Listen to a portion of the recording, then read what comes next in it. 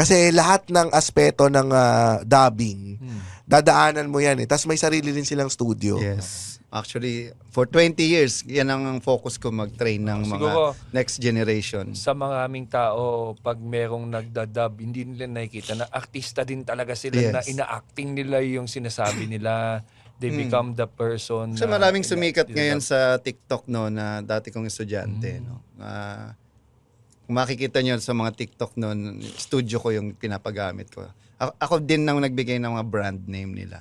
Kasi ako yung brand name ko, Voice Master, means voice teacher, voice guru. So, literally, kung titignan mo yung listahan ng mga nasa Netflix, 80% ng mga dubber dyan galing sa akin.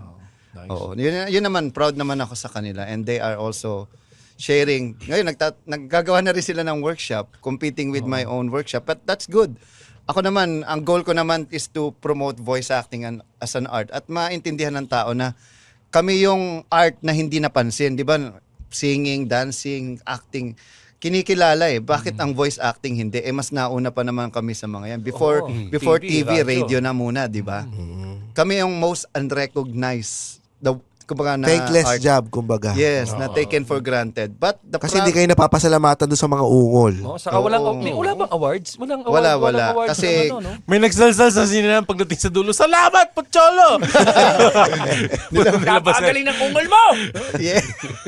So, Nakilang ka. ayun, ngayon, kung nauuso ngayon yung mga radio drama, kasi sa internet, nandiyan na yung Spotify, kumbaga, Bago sa- ang voice acting kasi hindi pa